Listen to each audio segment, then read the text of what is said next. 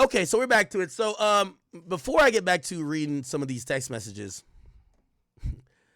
y'all ain't gonna lie. Akademiks TV is the GOAT account. Akademiks TV is the GOAT account, bro. I'm sorry, it's the GOAT account. They posted 38 seconds ago, or 38 minutes ago. It says, old footage has surfaced of DDG in distress. Worried as Halle Bailey demands DDG to get off stream with a knife in her hand. Let me see this. The fuck? You're about to go somewhere far. I don't know. She said if she walk over here, you still on the stream, she couldn't walk over here. She said she told you to get off. You said what? She told you to get off. She said she couldn't walk over. She's like, you better be on the stream. I just told her to get off. She said she coming. Don't tell. I ain't trying to get no whooping, bro. DDG gladfully she didn't find the internet closet, nigga. She wouldn't tell you more than twice to get off stream. She would just plug the bitch out. All right, Chad. It's been real. I'm out. That's what he finna say. Yeah.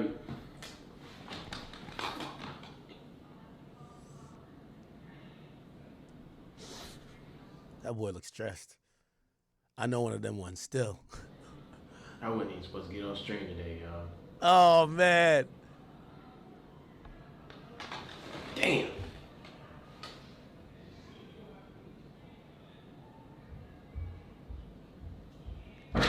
She coming. Oh, oh my God. DDG, I understand, brother. Coming. What am I supposed to do? I think he off. W-Dub. He off. No, he's not. You want me to get up? I mean, you're still on. Yo, she sounds like an angel, bro. I mean, if you're still on. I'm gonna go get some food. Okay. I'm about to get up.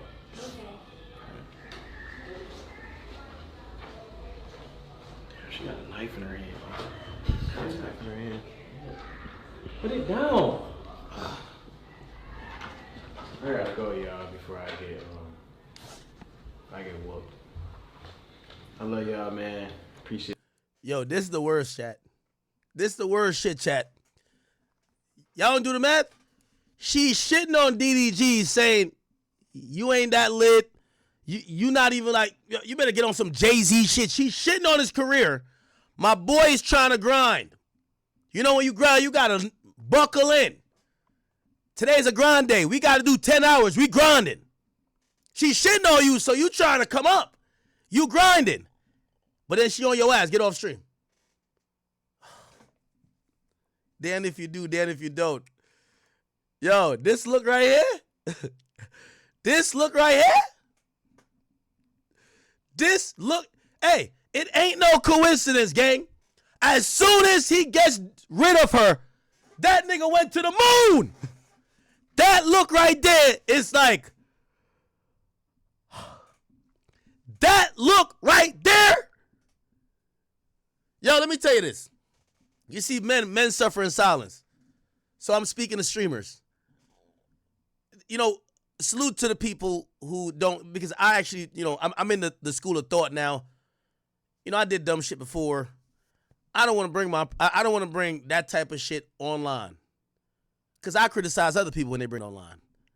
And I get we human too, but I don't want to do it no more. Like, I look back at stuff where I was like, yo, let me tell y'all what really happened. Bro, I feel like that shit was dumb, bro. So, like, what happens is you get to a point you start suffering in silence. And any streamer, I think, was it Soul Illuminati or there was some other streamer who was going through some shit with some chick? And let me tell you, when you look at that streamer's face, they got this look right here. Trust me. I empathize with all you brothers. We all got to join the club. Come on over here. This look right here is the reason your favorite streamer is not here and is here. That boy looks so conflicted. Remember this look right here. there's a lot of streamers going through this. You wouldn't know. You're like, oh, they're lazy. They don't want to stream that much. They're not grinding. Can't grind. You can't grind. Your chick outside with a knife. She can't grind. You can't grind. And this doesn't only apply to streaming. You got a passion. You got something. The thing is, they hit you with both sides. You a bum. You think you too lit because you got a couple hoes hitting you up. You ain't shit, nigga. They start telling you about all the bad things. Nigga, that's why when we go out, nigga, they don't even mention your name. Nigga, like, you not nobody. Nigga, I'm bigger than you. So now you're like, your ego's like, I gotta go get it. Let me go get it. You trying to go get it. She outside with a knife. Yo, get the fuck off. Stop grinding. It's the dilemma of a man. Look at him. He don't know what to do. DDG, I send my prayers to you. And I only send my prayers to you because I know you're doing better now. Because your career is, this is the most lit DDG ever been. It might be a coincidence. This is the most lit he ever been. But here's the thing. She don't like that shit. She don't like that shit. She don't like that shit. Trust me. Did I tell you? She don't like that shit. Right now, DDG want to mind his business, flirt with the little girls. He do his little streams. He cool. Like, people love him now. He chilling. He just did the streaming university. He just doing his thing, minding the business. He just wants to be able to see his son. It's an either or. You want to see your son? No more streaming, nigga. No more grinding. It's over for you. It's over. Fuck all that streaming shit. So you picking, that's the look of DDG. Niggas know it so well. So well. That's stress. If he ain't cut his hair for his subathon, he was gonna cut it for baldness. He was stressing out. My man's just like, trust. She coming. She coming. What am I supposed to do? I think he off. No, he's not.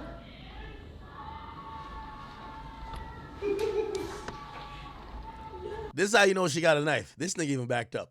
He the one who went, obviously he's not gonna do nothing to DDG's baby mom, but you see he backpedaled a little bit. She got a knife in her hand. You want me to get up? I mean, if you're still on, we gotta go get some food. Okay. I'm about to get up.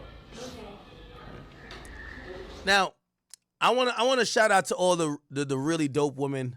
I know I got some really great chat queens, and this doesn't mean, this is not embodiment of all relationships or all women, right? The problem here is Halle wants to be the boss of DDG, right? She wants to tell DDG, fuck your stream, it's time to get food. Fuck what you're working on. I need you now here. It's a form of control and manipulativeness. The brother right here, Dub, he's stuck between a rock and a hard place. If it was a nigga doing something to DDG, he would have slapped earth with wind and fire out of that nigga. But you're dealing with his baby moms and his girlfriend, so you're playing middleman, and you're trying to, like, you're now playing a relationship therapist. You're not chill. Yo, he on stream. Don't embarrass him. Nah, chill. Don't fuck it up. Like, yo, we good right now. Don't chill, please. All right, hold on. I'm gonna get him on. Yo, you know what she wilding on Dub saying? You don't go get that nigga, I'm walking up in there and snatching that nigga up off stream. Go get that nigga right now. Yo, hold on. I'm gonna talk to him. Hold on. All right, I'm gonna tell him to get off stream. Just calm down. Yo, bro, you gotta come off, bro. Like, she's wild. She about to walk up here. Yo. He here. No, he just got off. Hold on. I got this. Bruh. She got a knife in her hand. Knife in her hand. Put it down. I gotta go, y'all, before I get whooped. It's crazy. Okay. So we are back to the tweets.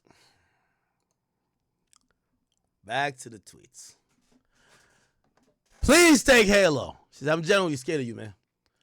I think one day you gonna kill me in my sleep. I'm not allowing you in my house around guns. Please just go home. I'll pick up Halo from there. So it looked like she shows up to his residence. She's like, no, Halo is here. Let us in the house. You know what this is. She know DDG is in there with Lala, the island girl, giving her back shots. Got her twisted up like a pretzel. Got her doing the bobblehead treatment. A woman's intuition usually right. I ain't gonna cap. Y'all usually right.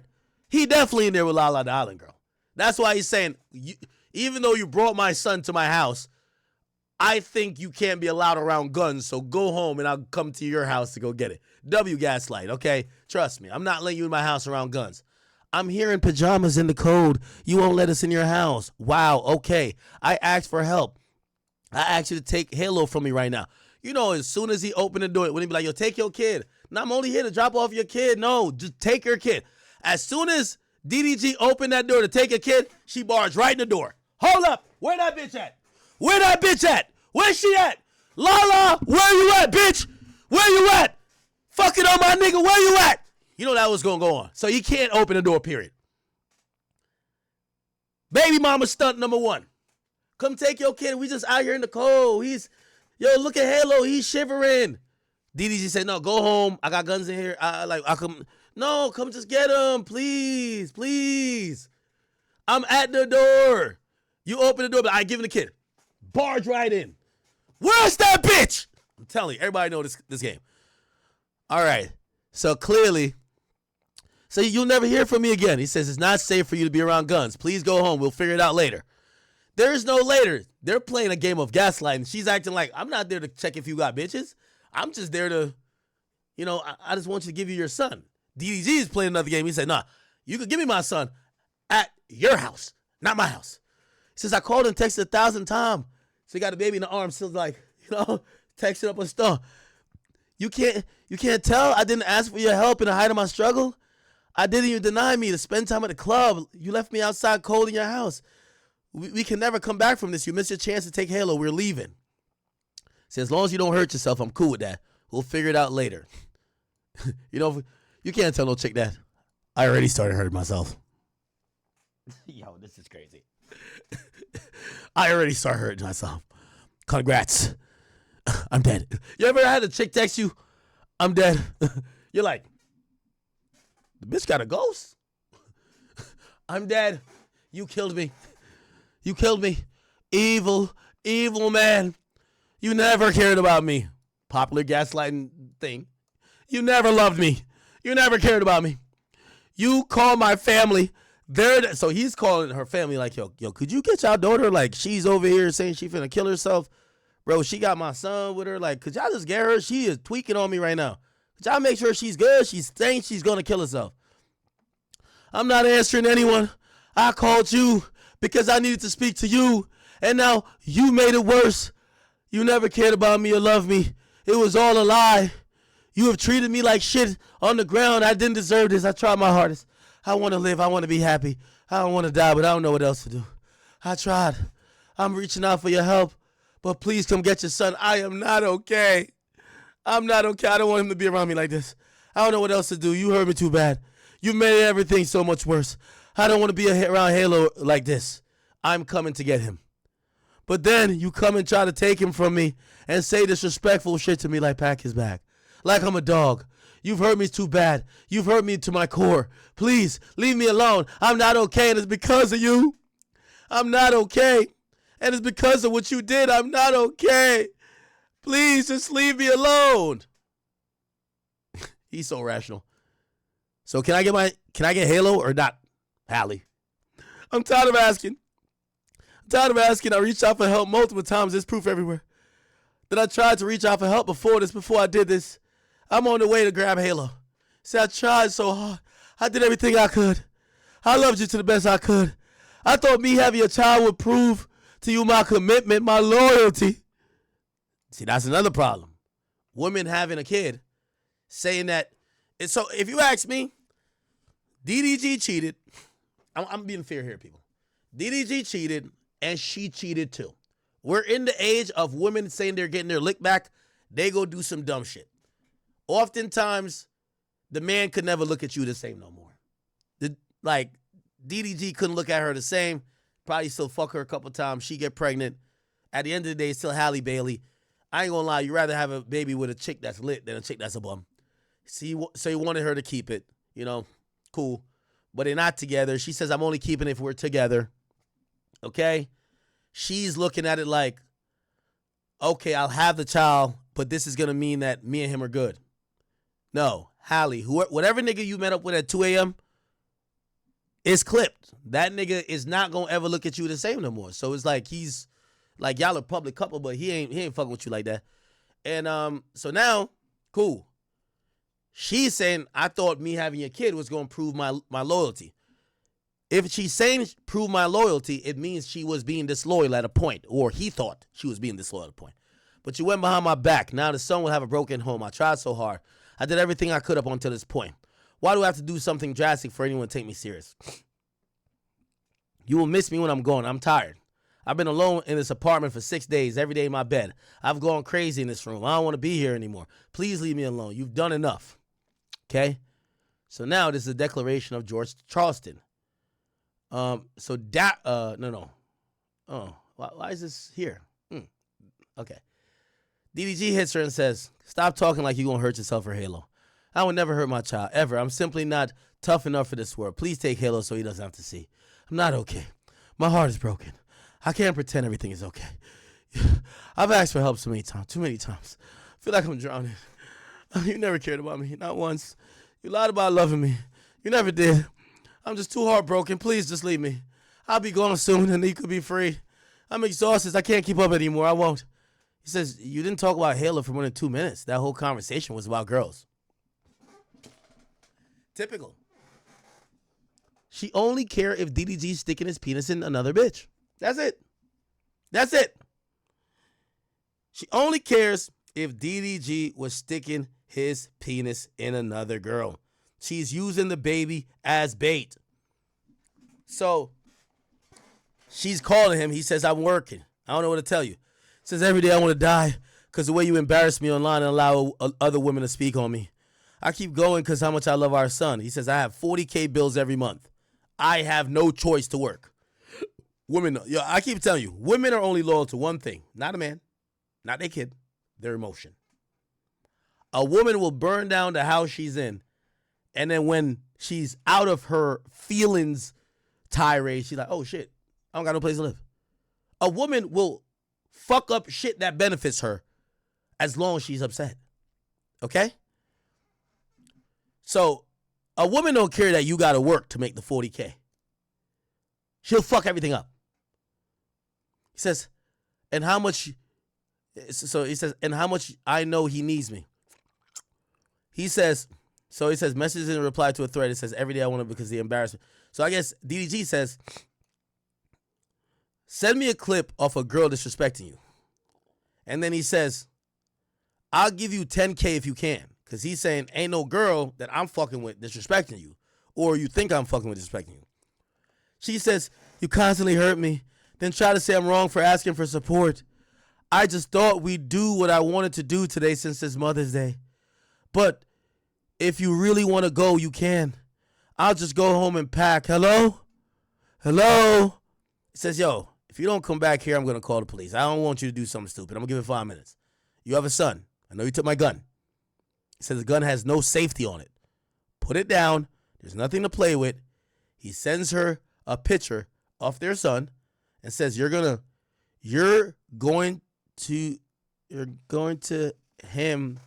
let him go through life without a mom. I have to call the police. I can't let this happen. So I tried calling. It's just weird you wouldn't check on me if we made it safely. This is my point. After a day like yesterday and the things you said to me, you're just not capable of showing me any affection or love. I call and you send me the voicemail like I'm disturbing you, like I'm a fly that's in your way. Holy shit.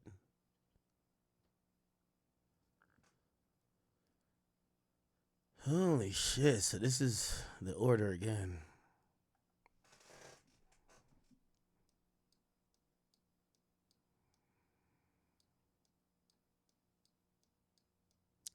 Scrolling now.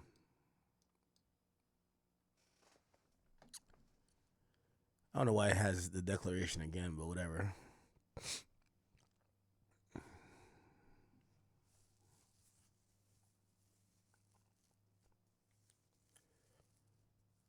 All right.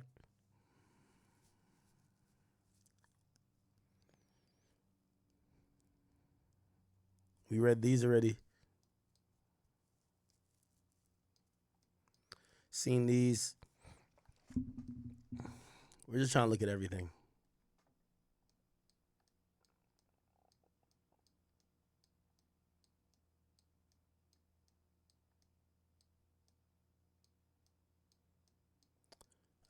I think this has the majority of it, yeah.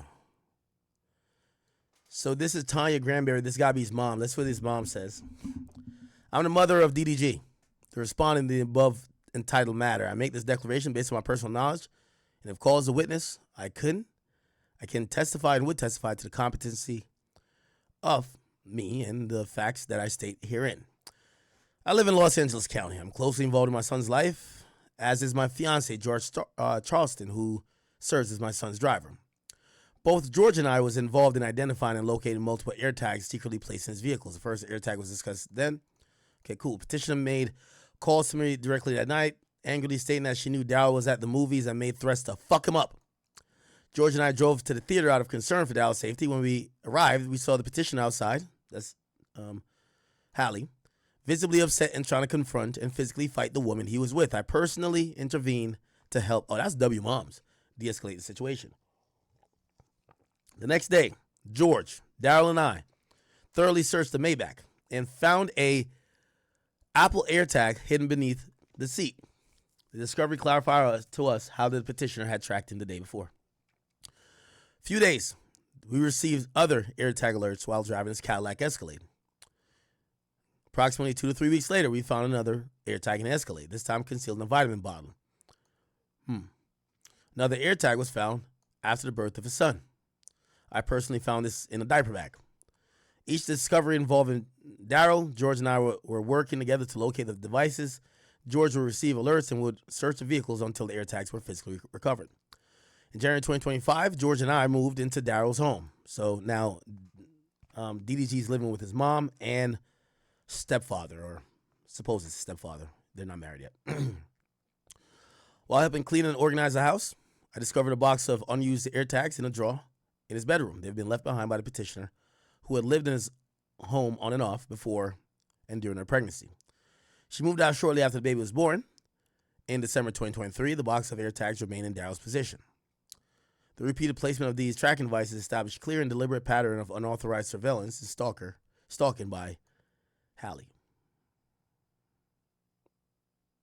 These are the AirTags. So they were acting like they were floral cat collars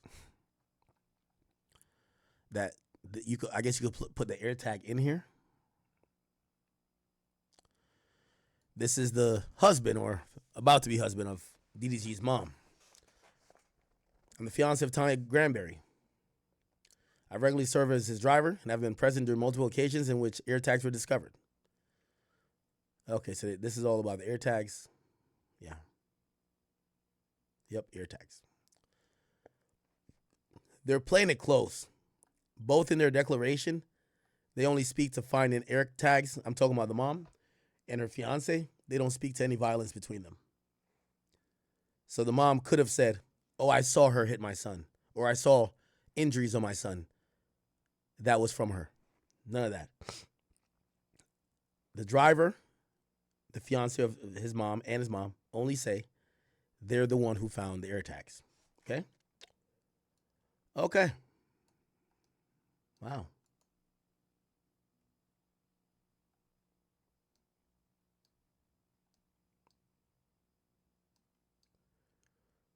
Let's keep going. Page 6.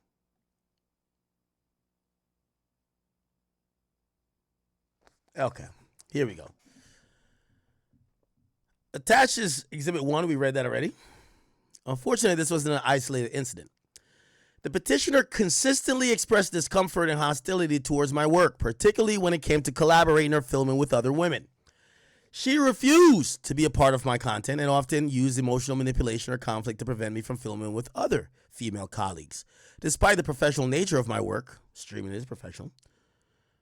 In contrast, I was expected to accept her participation in intimate on-screen roles, including kissing, close physical contact with her male co-stars in films, without objection. This double standard created ongoing tension and further rejected or reflected the controlling and unequal dynamic of our relationship. Petitioner has repeatedly interfered with my work, often initiating arguments, causing disruption while I was recording or editing, withholding access to necessary equipment.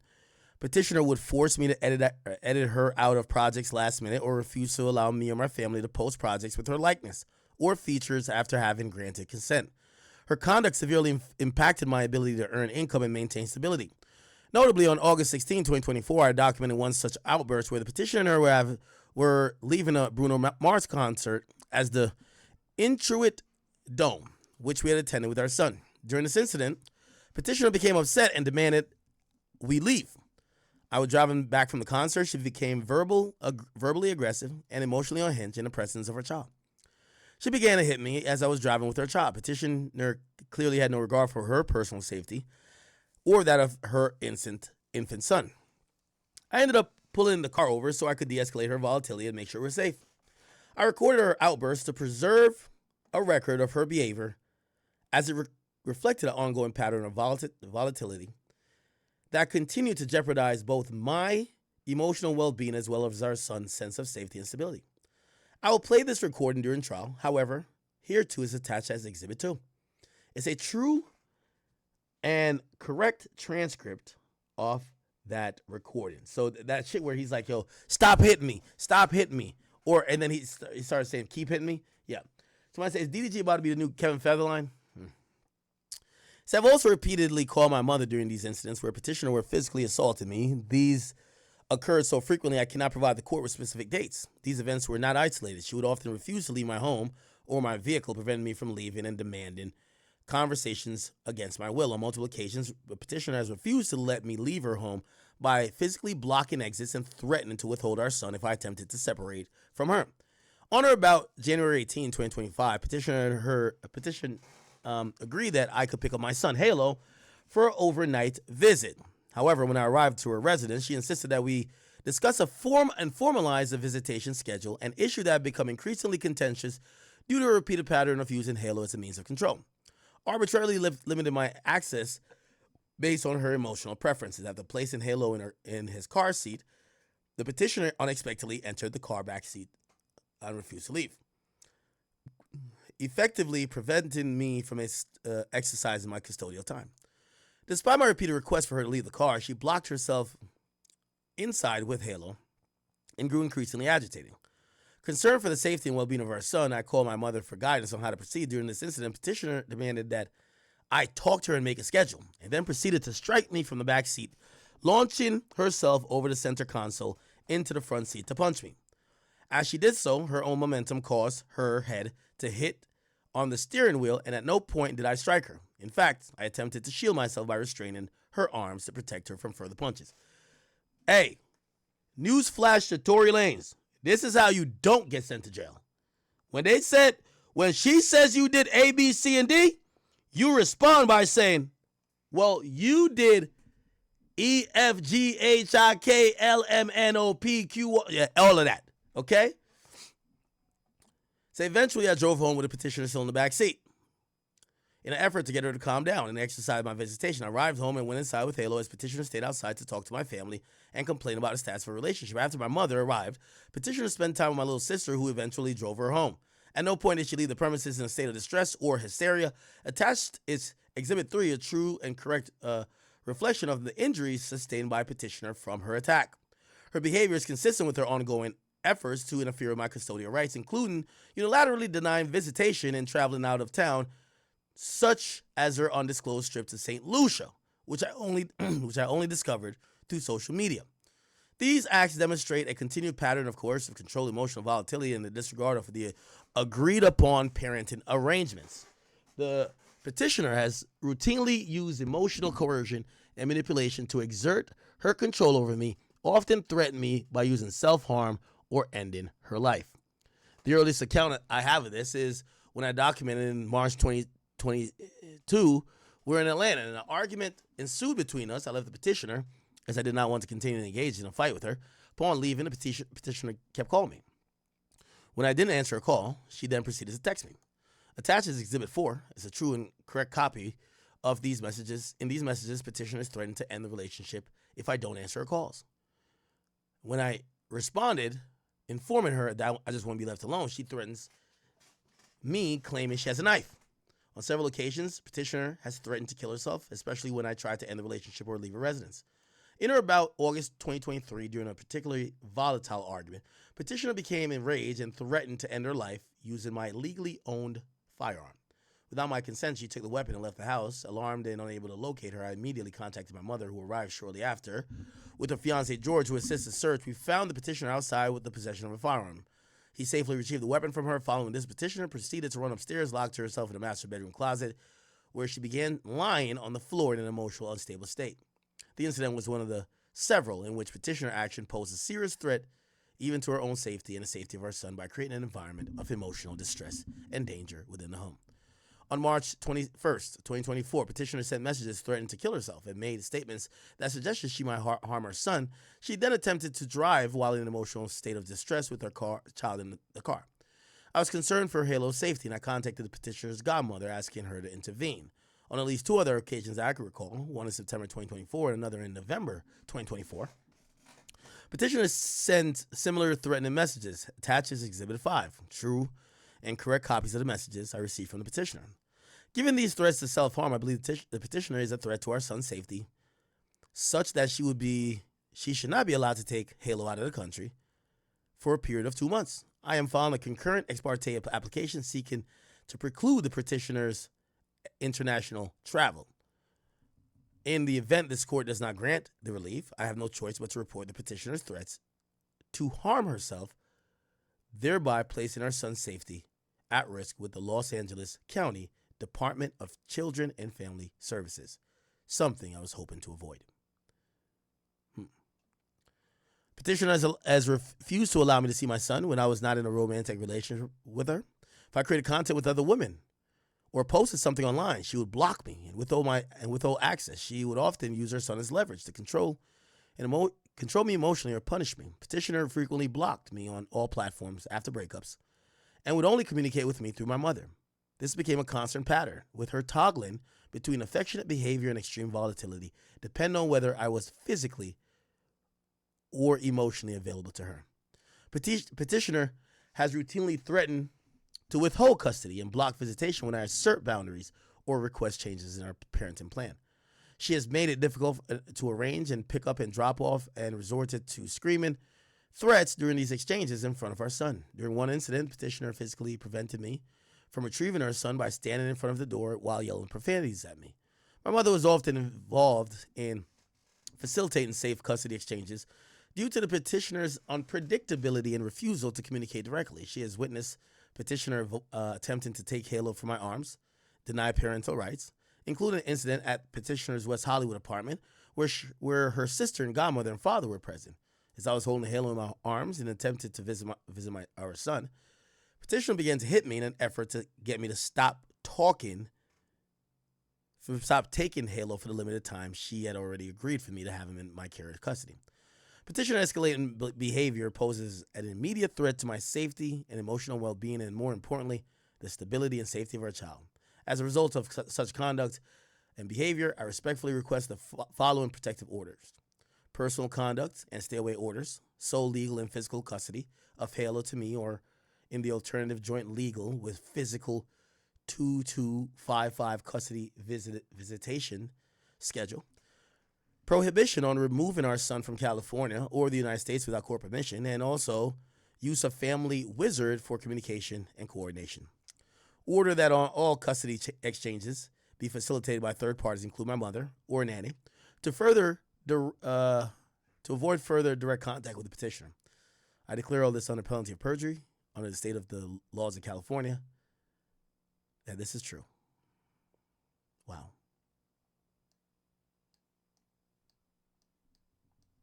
Crazy. Crazy, crazy, crazy, crazy. Yo, Lala the Island Girl.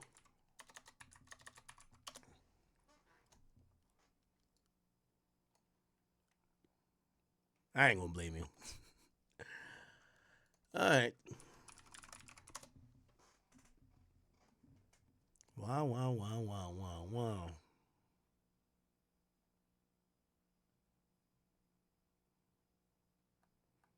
Okay. Aiden Ross. Let me see. The girls could be like, oh, well, DDG, hold on, stay on this real quick. Oh, you go, okay. The girls could be like, oh, DDG uses his son for views, blah, blah, blah. Three things I have to counter that with. Number one, he makes money with his son, that he could eventually help his son with college or help him with bills and all that shit. That's for one. For two, the girl literally, without DDG knowing, literally posted the baby. Like, this is the thing, right? She wants to be in control of the baby's likelihood. It's like, it's awesome, like, she wants to be able to control when the baby's allowed to be in the public eye or not. You know what I mean? It's just whack. It's super fucked up, right? It's like, he's the father of the child. He should be able to have the kid, do this, that, right? It's not a mutual thing. So, that's my whole take on that one. Like, you know, he's not a bad dad, bro. I hate me, want me to die, don't believe. I want to die, never want to be here again. I hate this all, I hate this life. So look, you know what I see, and this is the last thing I'll say. I pray for Holly. I pray for her. I really do. And I'm sure DD's the same exact way. He's not a malicious type of person. I pray for her. She's got demons inside of her. A lot of people do. You know, I hope it's... That is a song. Interesting. Yeah. So why do you think we both are that way? Is it the way we just grew up? I think so. Yeah, so basically, in a relationship, I think I have anxious attachment style. Everybody knows I'm an Aries, I'm a fire sign. I get very passionate. I seem nice online and innocent and everything, but you guys do not know. I will go to battle with my yelling, with my words, everything. I'm good at that, right? I like passion and answers. And if I gotta yell or check anyone, that's what I gotta do. That's just the way I be. Never knew that. Never knew that.